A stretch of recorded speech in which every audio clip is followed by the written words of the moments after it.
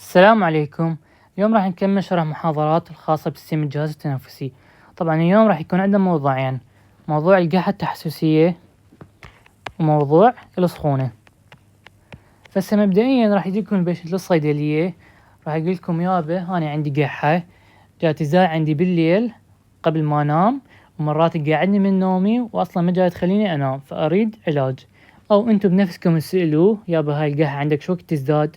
وهالسؤال لازم كلش مهم تسألونه اللي عنده قاحة. نقول له يابا القاحة عندك تزداد شو وقت بالليل؟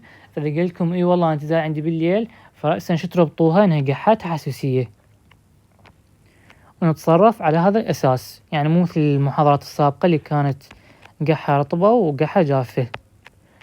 زين هسه شنو القاحة التحسسية؟ القاحة التحسسية غالبا تكون جافة، بس هل ممكن تكون قاحة رطبة ومصاحبة يعني وياها بلغم؟ اي قد تكون مصاحبة البلغم وافرازات، بس بشكل غالب يعني تكون جافة. ممكن تصاحبها اعراض مثل شنو؟ عطاس، رشح، سيلان الانف وانسداده، هذه الاعراض المعروفة. القاحة التحسسية من اسمها يعني صار عندنا تحسس.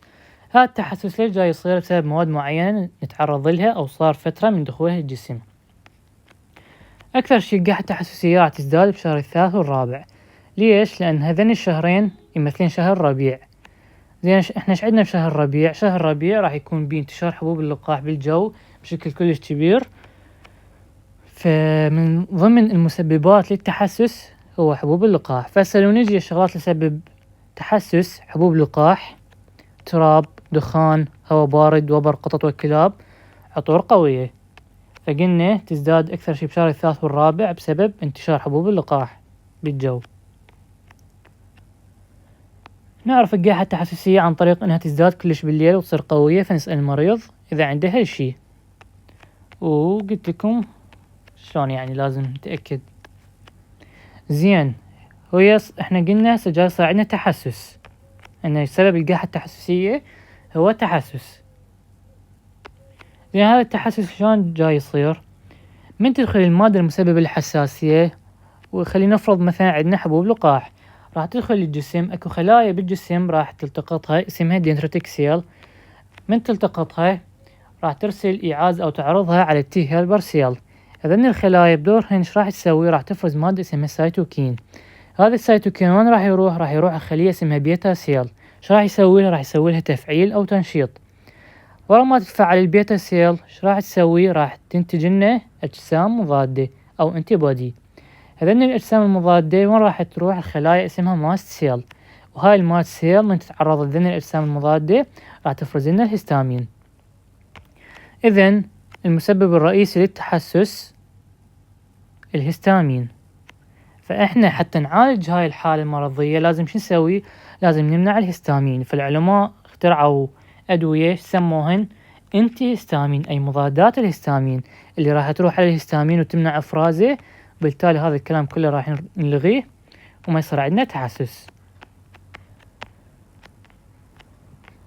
فهسه عندنا شرابين: دايفنهيدرامين اللي مشهور بالاسم أليرمين، هذا يجي بشكل شراب أو كبسول أو أمبولات يستخدموه بالطوارئ.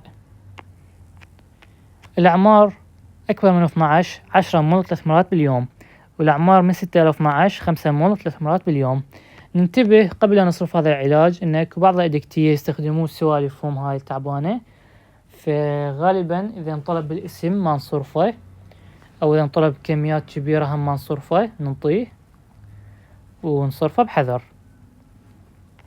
الديكساميثازون هذا من جماعة الكورتيزون، راح ناخذه بعدين، بس يعني خلوها سبالكم، ممكن أيضا يستخدم للقحة التحسسية القوية، بس لازم شنو؟ لازم البيشنت ما يستمر عليهن لأكثر من 5 أيام.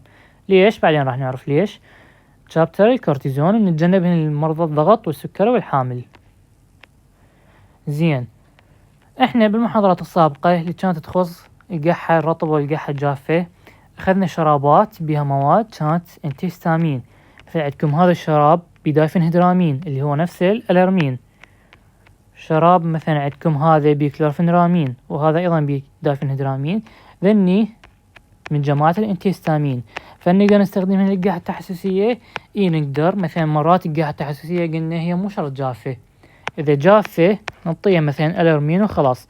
مرات تكون وياها بلغم، فإحنا بنفس الوقت نعالج البلغم ننطي شي مذيب بلغم، بنفس الوقت نعالج التحسس فننطي شي من الذكرنان فوق، أي يعني كلهن يشتغلن عادي. هسه موضوعنا الثاني السخونة. طبعا بالبداية حرارة الجسم الطبيعية تكون تقريبا 37 درجة أو 37.5 وهيك شي، بس إذا عبرت مستوى معين اللي مثلا 38 أو 39 أو 40 وفوق 40 راح تكون كلش خطرة. ايش راح يصير عندنا؟ راح يصير عندنا سخونة وراح يسخن الإنسان، فلازم شنو نقلل حرارته. ليش؟ لأن السخونة خطرة. السخونة بالأساس هو ميكانيزم دفاع من الجسم، راح يتفعل لما تكون عندنا مثلا عدوى فيروسية أو عدوى بكتيرية. ليش؟ لأن جهاز المناعة من راح يتعرف على وجود البكتيريا أو الفيروسات رأسا راح يرسل إيعاز منطقة بالدماغ زي الهايبوثالاموس اللي هي مسؤولة عن تنظيم الحرارة، راح يقولها يابا رفعينا درجة حرارة الجسم بلا زحمة. ليش؟ لأن كل هاي حتى نمنع البيئة المناسبة حتى البكتيريا والفيروس يتكاثر. يعني احنا نعرف ان بعض البكتيريا وبعض الفيروسات تعيش بدرجة حرارة مناسبة، قد تكون مناسبة لدرجة جسم الإنسان الطبيعية اللي هي 37، فالجسم كشي دفاعي من عنده يسوي درجة حرارة 40 حتى شنو؟ حتى ما يخلي البكتيريا تاخذ راحتها وتبدي تتكاثر. بس مرات يعني راح تسوء الحالة وراح تبقى درجة الحرارة عالية، وإذا بقت راح تسبب لنا أعراض مثل شنو؟ ممكن إذا يعني بقت فترات طويلة تسبب لنا جفاف، أو إذا بقت وعبرت 40 راح تسبب لنا يعني شغلات خطرة مثل تلف بالدماغ ويسوينا مثلا شلل وهالسوالف. فإحنا لازم رأسا قلنا نبدي نعطي شي خافض حرارة، وممكن ننصح البيشنت أن يرتاح ويشرب سوائل. قلنا لأن السخونة ممكن يسوي جفاف خاصة إذا استمرت لفترات طويلة، ويعرض نفس التيار أو هواء معتدل، وأيضا كمادات دافية. الهواء والكمادات قلت لكم تكون معتدلة أو دافية ومو باردة. ليش مو باردة؟ لأن هو بالأساس جسمه حار، فأنتوا من تدون تخلون فوق المكان الحار فتشي بارد، ايش راح يصير عندنا؟ راح يصير عندنا شلون الصدمة، وهالشي راح يضره وما يفيده. فلازم يعني فتشي دافي مو بارد. فهسه أشهر خافض حرارة هو البراسيتول، وممكن بعدين راح نستخدم الأبروفين. طبعا البراسيتول هسه العلماء ما متأكدين شلون يشتغل، على الرغم انه هو علاج قديم كلش، صار له يمكن 100 سنة وكلش مشهور، بس العلماء للأسف لحد الآن ما متأكدين من طريقة شغله. بس يعني انه أكثر شي مرجح انه اكو انزيمات اسمها COX أو السايكلو أوكسيجينيز أو اللي يسموها الكوكس. هذني بيهن أنواع كوكس 1 كوكس 2 كوكس 3. فيقولون براسيتامول ايش راح يروح؟ راح يروح عليه الكوكس 1 مثلا أو الكوكس 2 أو الكوكس 3، وخاصة الكوكس 3 طبعا قلنا العلماء ما متأكدين من هالشي راح يثبطه. فبالتالي من يثبط هذا الكوكس عندنا مادة اللي اسمها بروستاجلاندين أيضا راح تنزل تقل، وهي هاي المادة من تقل راح تنطي إيعاز للهايبوثالاموس اللي قلنا هو المنظم عن درجة الحرارة بمال الجسم.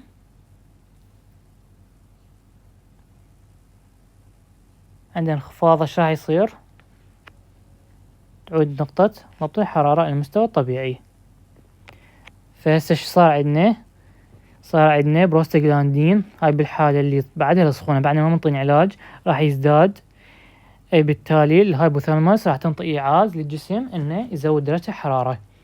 فالبراسيتول راح يجي يشتغل على الكوكس 1 اللي هو البروستاجلاندين ينزله، بالتالي ينطي إيعاز للهايبوثالاموس يرجع ينزل درجة الحرارة.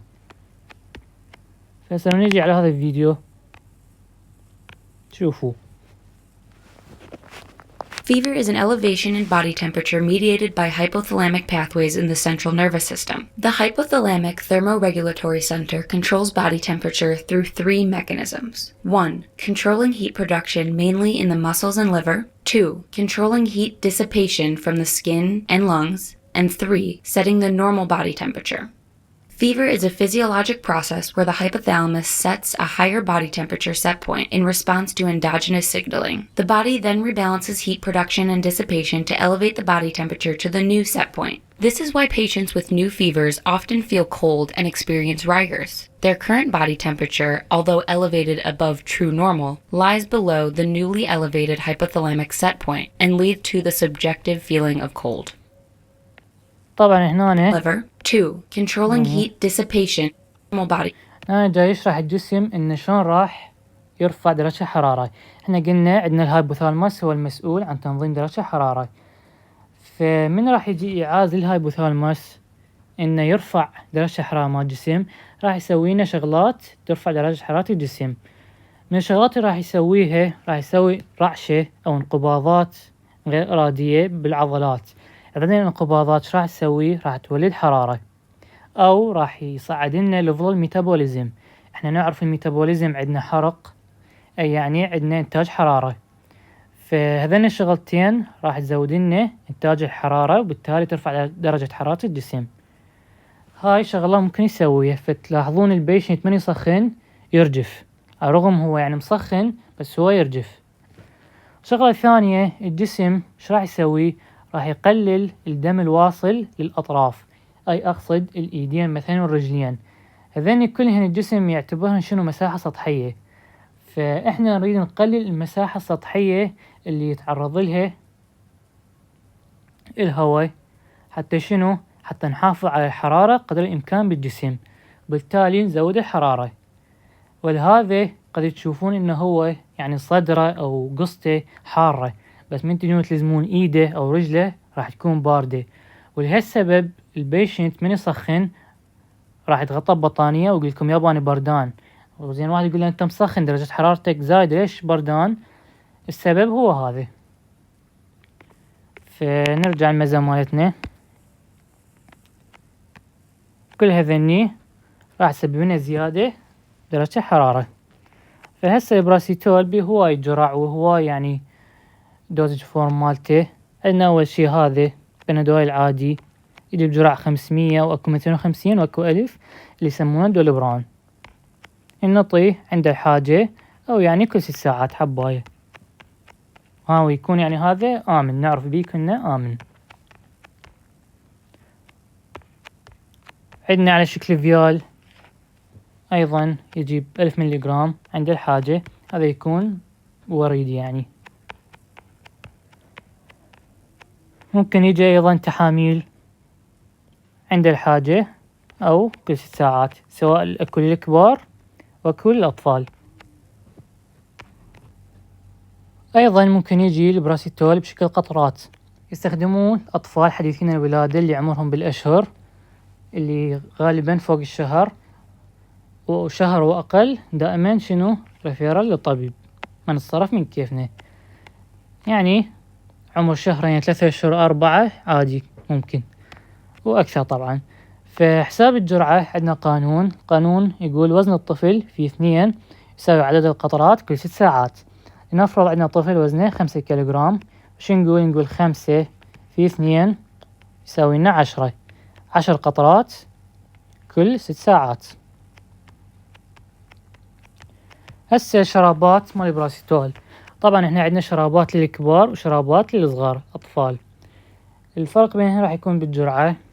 الكبار أكيد راح تكون جرعة عالية مثلا 250 500 ألف، نعطي كله نفس الشي كل 6 ساعات حسب الحاجة. أما الأطفال راح يجي أكثر شي بجرعة 125، وممكن يجي بجرعة 250. فساعدنا جرعتين الأطفال 125 250 ملغرام. فهسه راح نجي لحساب الجرعة للأطفال. عندنا خطوتين. أول خطوة شو نقول وزن الطفل نضربه ب10. لنفرض وزن الطفل نفسه هذا قبل شوي جانا 5 كيلوغرام، فشو نقول 5 في 10 راح يساوي لنا 50. هذا ناتج نحوطه مربع ونحفظه هسه نحطه على صفحة.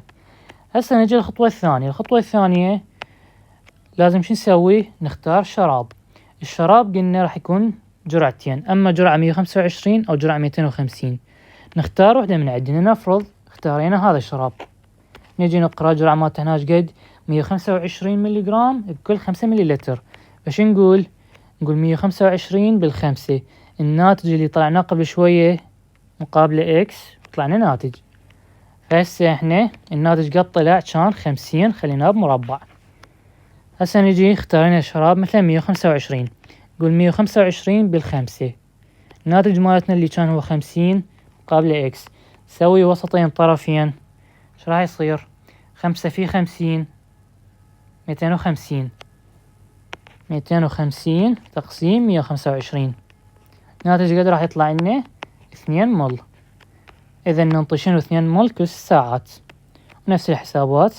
أهم شي ننتبه حسب الشراب اللي اختاريناه 125 أو 250. هذا كومبينيشن يسموه بنادول اكسترا، عبارة عن براستيمول ويا كافاين. كافاين احنا نعرف الآثار مالته المنشطة وراح تحسن من فعالية البراسيتول نفسه. بس شنو هذا ما ينطي الأعمار فوق 12 بسبب شنو؟ بسبب الكافاين اللي راح تكون طبعا يعني نسبته شوية عالية. فنفضل نتجنبه وننطيه دائما الأعمار فوق 12. أبروفين اللي هو راح من المسكنات راح ناخذهن بشابتر النسايد، بس مرات ينطوها مات كخافض حرارة، أو بشكل عام كل المسكنات مال النسايد راح ينطوهن ويا مثلا ويا البراسيتول، يعني كلهن يكونين خافضات حرارة، بس بسبب الآثار الجانبية مالتهن اللي تعتبر مو آمنة للكل، فإحنا يعني دائما نتجنبهن ونروح لشيء أمن اللي هو البراسيتول. بس إذا يعني احتاجين فشي أقوى من البراسيتول كخافض حرارة ممكن نستخدم شيء مثل الأبروفين. هذا هم بنفس الحسابات، بس الفرق شنو؟ بالجرعة. ممكن يكون بجرعة 200 وممكن 100. فنفس الشي وزن الطفل نضربه ب10. مثلا قلنا ذاك كان وزنه 5 كيلوغرام، 5 في 10 50 يطلع الناتج.